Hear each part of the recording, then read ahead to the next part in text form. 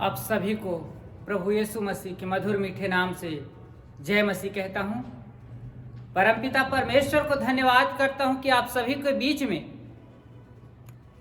गवाही देने के लिए प्रभु मुझे अनुग्रह और दया किया। इसके लिए परमपिता परमेश्वर को धन्यवाद देता हूँ।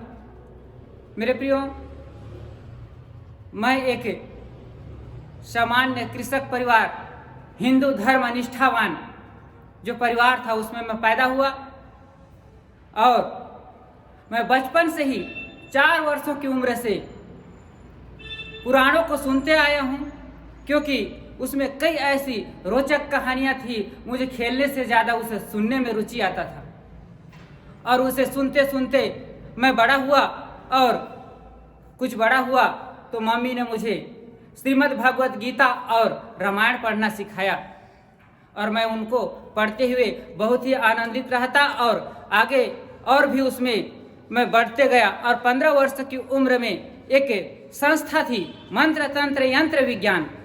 उस संस्था में मैंने दीक्षा समारोह ग्रहण किया और यज्ञों पवित्र धारण किया और गुरु दीक्षा प्राप्त कर मैंने और भी विभिन्न दीक्षाओं को लिया। शिव तत्व क्रियान्वय दीक्षा और दिव्य चंडी दीक्षा को लेकर मैंने साधना करने लगा और लोगों को गुरु मंत्र 1.25 लाख पूरा करने में 6 महीना लग जाते थे, लेकिन मैंने एक बार 1 महीना में, एक बार 15 दिन में और एक बार मैंने 8 दिन में ही वह मंत्र जाप 1.25 लाख पूरा किया। और वो जो मेरा मंत्र था जिसे स्फटिक माला में जाप करना था वह था ओम परम तत्वाय नारायणाय गुरुभ्यो नमः। इस मंत्र को मैं जाप किया करता था और जिसका अर्थ है कि वह जो परम तत्व है अर्थात सर्वश्रेष्ठ है और नारायणाय और जो नर भी है और जो परमेश्वर भी है, ऐसे गुरु को मैं नमन करता हूँ।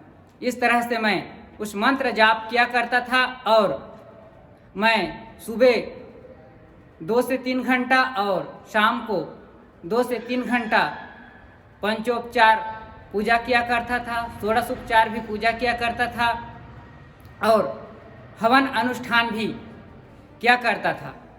और उसके बाद में और भी मैं दीक्षा ग्रहण किया जिसको शिव तत्व क्रियान्वय दीक्षा कहते हैं और उसका भी मैं मंत्र जाप करने लगा। और उसके बाद में मैं दिव्य चंडी दीक्षा लेने लिया और उसके बाद में उसको भी साधना करने लगा। मेरे प्रियो, यहाँ तक मैंने कई ऐसे साधनाएं किया है, आपको बताने में मुझे शर्म भी आती है, क्योंकि मैंने दिगंबर साधना भी किया है, नंगा होकर मैंने साधना किया है, लेकिन मुझे कुछ भी हाथ नहीं लगा, क्योंकि मैंने उस तह तक जाना चाहा, उस तह तक जाना चाहा जिससे मैं कुछ प्राप्त कर सकूं, और मुझे कुछ भी ऐसे प्राप्त नहीं हुआ। मैंने शिव जी का किया और दिव्य चंडी साधना किया, कोई भी मेरे सामने प्रकट नहीं हुए और ना ही मुझे किसी प्रकार के वो उनसे मेरी बातचीत या किसी भी प्रकार का कोई संपर्क नहीं होने पाया। और मेरे प्रियो, मैं चाहता था कि मैं भूत सिद्धि साधना भी करूं, क्योंकि जानते हैं कि ऐसे सुनने में आता है कि भूत प्रेत सबसे निम्न कैटेगरी के हैं, फिर उससे जुड़ा हुआ भैरव है, फिर भैरव से जुड़ा हुआ धीरे धीरे मैं सोचा कि धीरे धीरे ये सीढ़ी ब सीढ़ी मैं उस परमपिता परमेश्वर के पास पहुंच जाऊंगा। क्योंकि जब मैं हवन कराया करता था तो उसमें भी भूत प्रेत को भी उनका भी हक रहता था। हम कहते थे ओम पिचासाय स्वाहा, ओम राक्षसाय स्वाहा। इस तरह से सभी को हम भाग दिया करते थे और यह सोचते थे कि जब तक इनको हम नहीं देंगे तो हमारा जो साधना है या हमारा जो हवन विधि है वह पूरा नहीं होगा।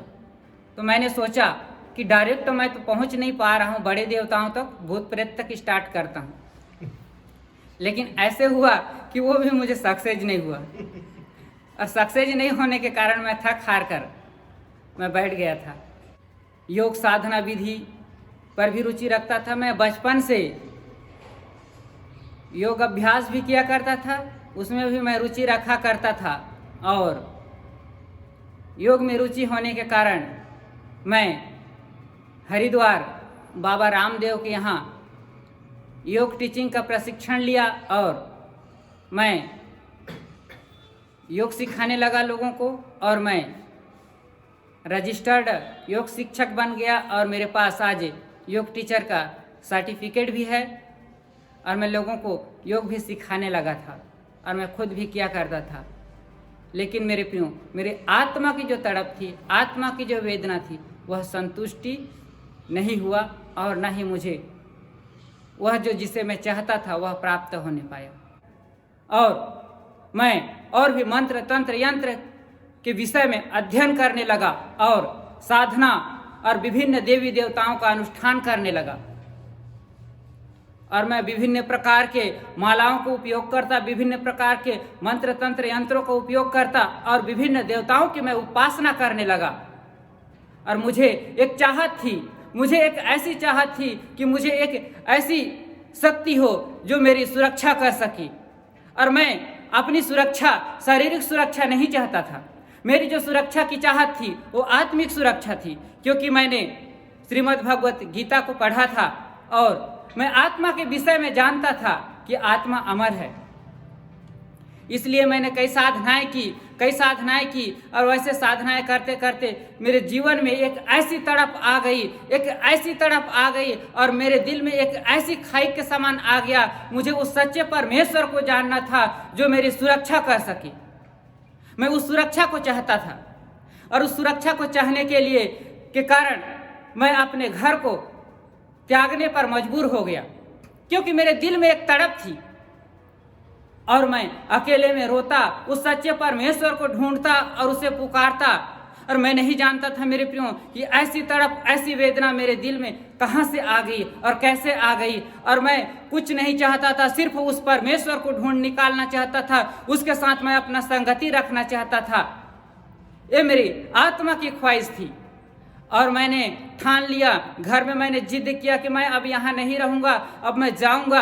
और मैंने सोचा कि जहाँ से मैं दीक्षा ग्रहण किया है, जहाँ जिन गुरुओं से मैं दीक्षा ग्रहण किया है, मंत्र तंत्र यंत्र विज्ञान श्रीमाली मार्ग हाई कोर्ट कॉलोनी जोधपुर जो संस्था है, वहाँ के संस्था वाले आए थे, अमरकंटक में शिविर लगाए थे।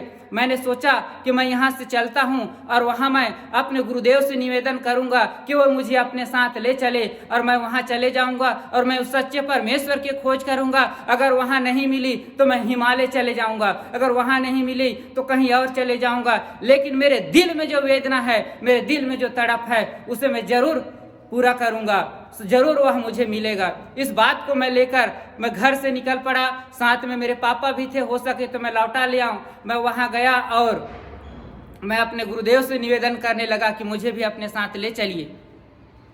उस समय मेरा उम्र था लगभग 18 वर्ष, लेकिन गुरुदेव ने सख्त मना कर दिया, क्योंकि घर वालों की अनुमति नहीं थी और बिना अनुमति पत्र के वो नहीं लेके जा सकते थे।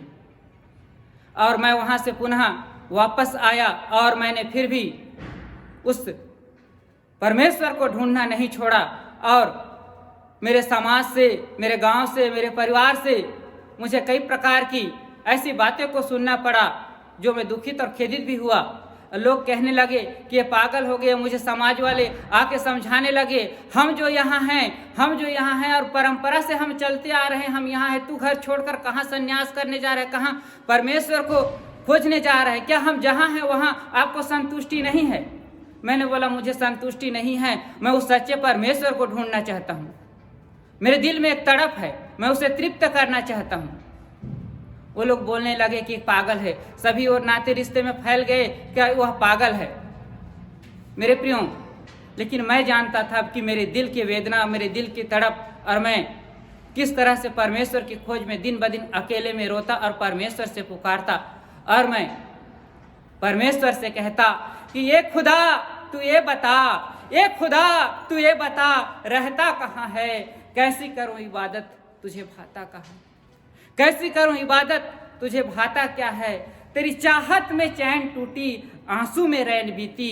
तेरी चाहत में चैन टूटी, आंसू में रैन बीती। तुझे रहम कहूँ या बेरहम, मुझे तड़पाता क्यों है? तुझे रहम कहूँ या बेरहम, मुझे इतना तू तड़पाता क्यों है? ए खुदा तू ये बता, रहता कहाँ है? कैसी करूँ इबादत, तुझे भाता क्या है? तेरी चाहत में एक इनाम मिला, पागल का उपनाम मिला। तेरी चाहत में एक इनाम मिला, पागल का उपनाम मिला। ए खुदा तू ये बता, रहता कहाँ है? कैसी करूँ इबादत, तुझे भाता क्या है? कैसी करूँ इबादत, तुझे भाता क्या है? मेरे प्रियो, मेरे दिल में जो ख्वाहिश थी, मेरे दिल में जो तड़प था, जिस परमेश्वर को ढूंढने का जो ख्वाहिश था, मैं कई ऐसे गुरुओं से मेरा वो जो ख्वाहिश था, मेरा परमेश्वर जिसे मैं चाहता था क्या यही है? कई देवी और देवताओं से मैं कंपेयर करता था कि मैं जिसे ढूंढना चाहता हूं क्या वो यही परमेश्वर है, लेकिन मेरी आत्मा कह देती थी कि ये नहीं है। करूं तो करूं मैं क्या, मैं मजबूर था। और मेरी आत्मा कहती थी वो परम तत्व है और वह नर है, अर्थात वह मनुष्य है। और उसके बाद में कहती है कि नहीं, वह परमेश्वर भी है और ऐसा तेरा गुरु है, कहता है। मेरे प्रियो, में ऐसे परमेश्वर को कैसे ढूंढूं जो मनुष्य भी है और जो परमेश्वर भी है और वही मेरा गुरु है? मेरे प्रियो, मैं उसे ढूंढ ना सका और मैं उसके बाद में और भी मैं अध्ययन करने के लिए और वेदों को और गहराई से जानने के लिए संस्कृत में मैंने एमए किया, अर्थात मास्टर डिग्री किया और मैं वेदों का अध्ययन किया। लेकिन वहाँ भी मुझे उसके विषय में नहीं मिलने पाया और मैं जिसे चाहता था वह नहीं मिलने पाया, क्योंकि ये मेरा दिल का तड़प था, ये मेरा आत्मा की जो गहराई था, आत्मा में खोखलापन था, उसे मैं पूरा करना चाहता था, उस तड़प को तृप्त करना चाहता था। और मैंने पाया कि जितना मैंने साधनाएं किया और जितना जो कुछ भी पूजा पाठ और मंत्र तंत्र यंत्र विज्ञान का मैंने जो प्रयोग किया, पंचोपचार 16 उपचार पूजाओं को किया, विभिन्न देवी देवताओं को, कई मंत्रों मुझे कंठस्थ होने लगे। मैं यज्ञों किया करता था, लेकिन उससे मुझे वह शांति नहीं मिली। उसके बदले और भी शैतान का सताव मेरे घर में होने लगा। मैंने सोचा कि मैं जो चाहता हूं वो तो मिली नहीं, अब मैं क्या करूं? और मैं तब जान गया था मेरे प्रियो, ये सब होने के बाद मैं जान चुका था कि जो मैं चाहता हूं या जो परमेश्वर मैं चाहता हूं या जिसे ढूंढना चाहता हूं, यह पद्धति उचित नहीं है, उसके लिए कोई और पद्धति होगा। मेरे प्रियो, तब मैंने सारी पूजा पाठ करना और सब कुछ मैंने छोड़ दिया। लेकिन मेरे दिल में, मेरे आत्मा में एक तड़प थी और एक विश्वास था कि एक परमेश्वर है। कोई मुझे कहता कि कोई परमेश्वर नहीं है तो मैं उसको बड़ी अच्छी रीति से ढाढ़स बंधाता, उसके साथ कुछ अच्छे करता और उसको ये विश्वास दिलाता कि नहीं वो परमेश्वर है। लेकिन कोई व्यक्ति ऐसे आता मेरे पास कि परमेश्वर है और परमेश्वर है, तो उसके साथ मैं बहस करने लग जाता कि वो है तो कहाँ है। इस तरह से मैं उससे बहस करने लग जाता और मैं, क्योंकि मुझे चाहत थी कि उसे ढूंढने के लिए, और कई बार कई लोगों से मेरी बहस हुई तो मुझे गोल मटोल जवाब मिली। और उसके बाद में मैं सारी पूजा पाठ सब कुछ छोड़कर, क्योंकि मैं सत्य जान चुका था, उस वक्त मैं किसी मसीहत को नहीं जानता था और मसीही लोगों के नाम से मैं बस इतना ही जानता था कि वो पाखंडी हैं, क्योंकि ऐसे कुछ मसीहत या नामधारी मसीहों से मेरा संपर्क था और उनके जीवन के विषय में मैं जानता था। और एक बार ऐसी हुई मेरे प्रियो कि 2017 में मैं एक काम के सिलसिले में ऐसी गांव एरिया में गया था जहां ना कोई होटल की व्यवस्था थी, न ऐसे कुछ नहीं था। और एक जगह शोक प्रार्थना सभा था, वहां मेरे जान पहचान के कुछ लोग थे जो मेरे काम से जुड़े हुए थे। उन्होंने कहा कि आइए आप यहीं आज खा लीजिए। मैं बोला पेट तो भरना ही है, होटल है नहीं, चलो चलता हूँ, कोई बात नहीं। वहाँ जाने से पता चला मेरे प्रियो कि 1 घंटा मेरे को वहाँ उनके मीटिंग में बैठना पड़ेगा। कोई बात नहीं, फ्री में खाना मिलेगा तो कोई भी 1 घंटा बैठ सकता है, क्योंकि वहाँ कोई होटल था नहीं। मैंने वहाँ बैठा और जब वहाँ मैंने बैठा और वहाँ जब आराधना शुरू हुई, वहाँ जब वचन की प्रचार हुई और मैं भी उनके साथ गाने में और उनकी परमेश्वर की जो वचन वहाँ चल रहा था उसको सुनने में मैं बड़ा ही आनंदित मैं महसूस कर रहा था। और उसके बाद जैसे ही मीटिंग ख़त्म हुई मुझे पता ही नहीं चला कि मीटिंग कैसे ख़त्म हो गई और सब लोग वहाँ से उठने लगे। मैं वहीं पर बैठा हूँ और मैं एकदम रोमांचित हूँ और मैं देखता हूँ कि मेरे दिल में जो मेरे आत्मा में एक खाई था, एक तड़प था जिसको मैं पाना चाहता था, वह मुझे मिल चुकी थी। मुझे आश्चर्य हुआ कि मेरे आत्मा में इतने दिन की जो तड़प थी, इतने दिन की मेरे आत्मा में एक खोज थी, या मेरे आत्मा में एक ऐसी तड़प थी जिसे मैं चाहता था, जिसे प्राप्त करना चाहता था, उसे मैं प्राप्त कर चुका हूँ। मुझे आश्चर्य हुआ कि इन गरीब लोगों के बीच में ये लोग तो ठीक से चल फिर भी नहीं पाते, इनको अच्छी तरह से मैनर भी नहीं आता, इन लोगों के बीच में कैसा मेरा परमेश्वर हो सकता है। मुझे संदेह हुआ, लेकिन मेरी आत्मा कही कि नहीं, मैं जिसे चाहता था, मैं जिसे ढूंढता था, वो मुझे मिल चुकी। मुझे संदेह हुआ मेरे प्रियो, और मैंने कहा कि मेरी आत्मा जो है शायद पिछले समय से मैं कई वर्षों से मैं भरमाया गया हूँ, शायद ये भी उस एक भ्रम की कड़ी होगी। मैं इसे और भी गहराई से जानूं और इनके और भी जो मीटिंग होते हैं उसको मैं अटेंड करूं, ताकि इसमें कुछ गलती मिले तो मैं इसको छोड़ दूं और मेरी आत्मा मुझे दोष ना लगाएगी। इसलिए मैंने कई ऐसे प्रार्थना मीटिंग हुआ उसको मैं पता लगाया, और कई बार ऐसी प्रार्थना मीटिंग में भी गया था। एक बार रायगढ़ में हुआ था, अमोद सिंह आए थे, उनका भी मैं सुना। तो उन्होंने कहा विराट पिता परमेश्वर। मैंने कहा कि ये विराट पिता परमेश्वर की जिक्र तो श्रीमद् भगवत गीता में कहा गया है, वो परमेश्वर तो मेरा है, ये क्यों मेरा परमेश्वर का नाम लेके मुझे भरमाना चाहता है। मेरे प्रियो, मैं मान लिया कि चलो विराट पिता परमेश्वर तो अपना परमेश्वर है, लेकिन मसीह यीशु हमारा परमेश्वर हो ही नहीं सकता, क्योंकि इसके विषय में श्रीमद् भगवत गीता में नहीं लिखा है। और मैं श्रीमद् भगवत गीता को बहुत अच्छी रीति से पढ़ा करता था और उस पर मैं विश्वास भी किया करता था। और उसी कड़ी में मैं लगातार 2 महीने तक विभिन्न पासवानों को मैं सुनता रहा, विभिन्न प्रभु के दासों को मैं सुनता रहा। और एक बार ऐसे हुआ कि 2017 में नवंबर के महीना में 16, 17 और 18 नवंबर 2017 को एक स्थान में 3 दिवसीय उपवास प्रार्थना मीटिंग रखा गया था। वहाँ पर केरल के पास्टर जेकब थॉमस आने वाले थे, और वे अमेरिका से अपने पूरे परिवार को छोड़कर आने वाले थे, क्योंकि उनकी अवस्था बुढ़ापे की अवस्था हो गई थी, और वो पूरे परिवार को छोड़कर और वो अकेले अपने बीमारी को लेकर सेवकाई करने के लिए अमेरिका से निकल पड़े। मैंने उसकी गवाही को सुना, और मैंने सुना कि ये व्यक्ति तो मरने पर है, और मरता हुआ व्यक्ति कभी झूठ नहीं बोल सकता, क्योंकि बुढ़ापे अवस्था हर बीमारी हर प्रभु की सेवा के लिए इस रीति से निकल पड़ा है। ऐसे समर्पण तो कोई सच्चे परमेश्वर के लिए ही कोई कर सकता है।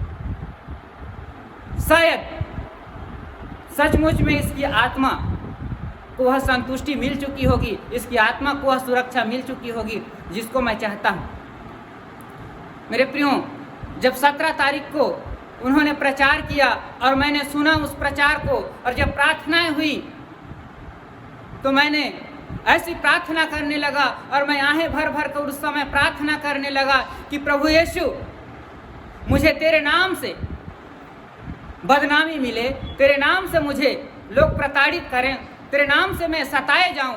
इस तरह से मैं प्रार्थना करने लगा, और मैं आंसुओं से इस रीति से प्रार्थना करने लगा। उसके बाद में जब शाम हुआ तब मैं सोचने लगा कि इस रीति से काहे और क्यों मैं प्रार्थना कर रहा था, और तब मैं अपने आप को पाया कि तब मैं प्रभु यीशु मसीह पर विश्वास कर चुका था, और उसके सुबह दिन मैं पूरा कपड़ा पकड़ के 18 तारीख को मैं उसी प्रार्थना मीटिंग में पहुंच गया। और उस दिन ना कोई 32वां का प्रोग्राम था, ना कुछ भी नहीं। मैं वहां जब पहुंचा तब वहां सब कोई गवाही दे रहे थे कि किन्होंने क्या क्या पाया और किन्होंने पवित्र आत्मा की प्राप्ति की। मेरे प्रियो, मैंने गवाही तो वहाँ पर कुछ नहीं दिया, लेकिन वहाँ पर भविष्यवाणी हुई कि वह व्यक्ति है जिन्होंने पवित्र आत्मा की प्राप्ति की है और अभी तक गवाही नहीं दे रहा है। और पवित्र आत्मा की प्राप्ति किए हुए व्यक्ति को गवाही देना अति आवश्यक है। तब मैंने वहाँ पर खड़े हुआ और मैंने कहा कि पवित्र आत्मा की प्राप्ति हुई है मुझे, और जिसके विषय में भविष्यवाणी कर रहे हैं वो मैं ही हूँ, और मैं आज ही बपतिस्मा लेना चाहता हूँ। क्योंकि मैंने पिछले दिनों में सुन रखा था कि जो विश्वास करे वो बपतिस्मा ले, और उन्हें कहा था कि अगर कोई विश्वास करता है तो कल ही हम उसे बपतिस्मा देंगे। वो आज इस रीति से बोले थे मेरे प्रियो, क्योंकि वो लोग भविष्यवाणी भी किए थे और वो पहली बार था। उन पासवानों को मैं नहीं जानता था, न ही वो मेरे को जानते थे। उससे पहले मेरा कोई पासवान भी नहीं थे।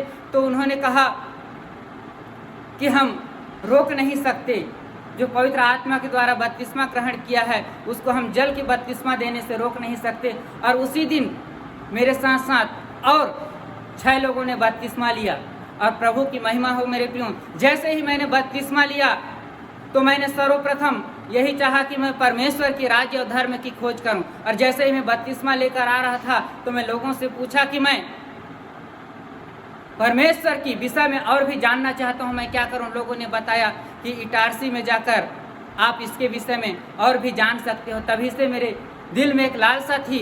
और उसके बाद जैसे ही मेरे प्रियो में बपतिस्मा लिया, उसी दिन मेरे घर से फ़ोन आ गया, क्योंकि मैं जहाँ गया था वह मेरे घर से लगभग 80 किलोमीटर की दूरी था। वहाँ पर मैं 3 दिन रहकर वह मीटिंग अटेंड किया था। घर से फ़ोन आ गया कि घर में त्रिभान जी का तबीयत खराब हो गया एकाएक, और तू तत्काल हॉस्पिटल पहुँच। और मैं 19 तारीख को सुबह गाड़ी पकड़ा और जंगल के रास्ते से हेलमेट लगाया हुआ था, और मैं वहाँ पर रोते वहाँ से मैं अपने गंतव्य स्थान की ओर जाने लगा, जहाँ मेरी भांजी हॉस्पिटल में एडमिट थी।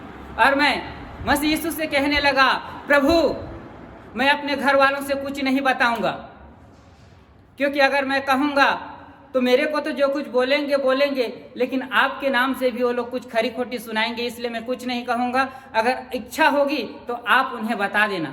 और इस तरह से मैं प्रार्थना करते हुए रोते हुए मैं पहुंचा हॉस्पिटल। और 19 तारीख को जैसे ही मैंने वहां पहुंचा, और उसके बाद में मैंने देखा भांजी का तबीयत खराब है, तेज बुखार है।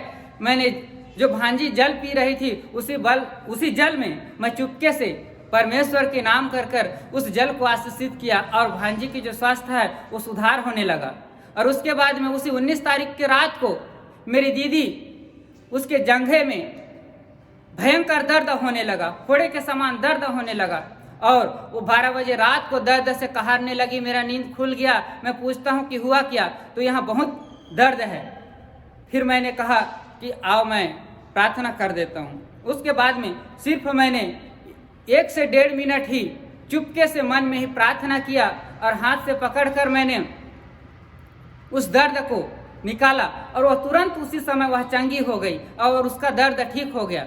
मम्मी कहने लगी कि बेटा ये क्या हुआ, तू इतने दिनों से इतना मंत्र तंत्र यंत्र करता था, आधा घंटे तक फूंकता था तो भी ठीक नहीं होता था, ये 1.5 मिनट में क्या हो गया। तू अभी गया था उस मीटिंग में, तो क्या हुआ तेरे साथ, तू कुछ बता। मैंने कहा प्रभु तू धन्य है, तू बता दिया इन्हें, और तू चाहता है कि इन्हें बताए, क्योंकि मैं तो बताना नहीं चाहता।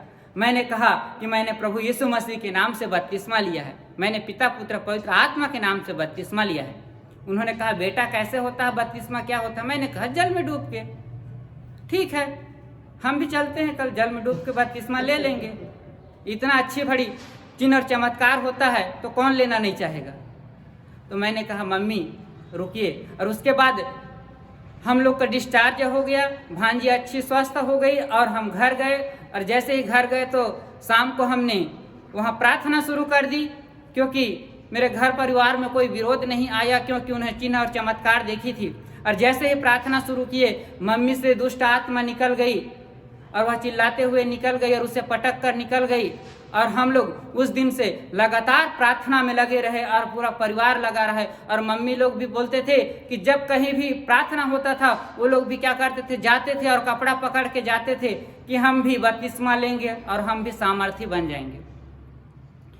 मेरे प्रियो, मैं हमारे पासवानों को मैं बराबर बोलता था कि बपतिस्मा आप मत दीजिएगा, समय लगेगा, मैं इस रीति से बोला करता था। और एक समय ऐसे आया कि समाज से सताव आया, समाज से विरोध आया, और वही जो मेरे मम्मी पापा थे बपतिस्मा लेना चाहते थे, उन्होंने मुझे निवेदन करने लगा।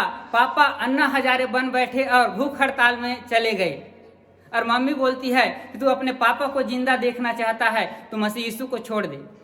मैंने चुप रहा मेरे प्रियो, और हमारे घर में प्रार्थनाएं बंद हो गई, और मैं रात को एक अकेले कमरे में सोने का निश्चय किया, और उस कमरे में मैं आंसू बहा बहा कर परमेश्वर से प्रार्थना करने लगा। मेरे प्रियो, कोई भी समस्या एक सप्ताह से ज़्यादा टिक नहीं सकी, क्योंकि एक सप्ताह ही वो बड़ी दिन था। उस एक सप्ताह तक हमारे घर में वह प्रार्थना जो चल रही थी वो बंद हो गई थी। लेकिन उसके बाद में फिर मेरे पापा कहने लगे कि नहीं, आप पुनः स्टार्ट कर सकते हो। जो समाज में जो सताव थी, जो नाते रिश्ते बोले थे कि हम तेरे घर नहीं आएंगे, वो मेरे प्रियो जो कभी आया नहीं करते थे, वो मेरे प्रियो लगातार हमारे घर आने लगी। और ऐसा होने लगा तो उसे देखकर मम्मी पापा पुनः बोले कि नहीं, फिर से शुरू करो हमारे घर में प्रार्थना। और लगातार फिर उसके बाद में हम निरंतर प्रार्थना में बने रहे। और आज मेरे प्रियो, मेरे माता पिता दीदी सभी परमेश्वर के पवित्र नाम की बपतिस्मा लेकर परमेश्वर की सेवा में वो भी लगे हुए हैं, और सभी को वो भी सुसमाचार सुनाते हैं। और परमेश्वर के अनुग्रह और दया से मैं बाइबल ट्रेनर्स इंडिया में CPT अर्थात चर्च प्लानिंग ट्रेनिंग, और आज मैं इटारसी बाइबल कॉलेज में MDU का 4th सेमेस्टर का छात्र हूँ। और परमेश्वर के अनुग्रह से 2 जगहों पर परमेश्वर की पवित्र नाम की सेवकाई मैं करने पा रहा हूँ, और परमेश्वर मुझे निरंतर अपने अनुग्रह और विश्वास पर बढ़ा रहा है। और मैं विश्वास करता हूँ कि आने वाले दिन में प्रभु मुझे बहुतायत के साथ इस्तेमाल करेंगे, और परमेश्वर अपनी महिमा के लिए मेरे जीवन को बहुतायत के साथ इस्तेमाल करेंगे। इसलिए मैं पुनः परमेश्वर को धन्यवाद देता हूँ और अपने जीवन को उनकी महिमा के लिए समर्पित करता हूँ। पुनः आप सभी को जय मसीह की।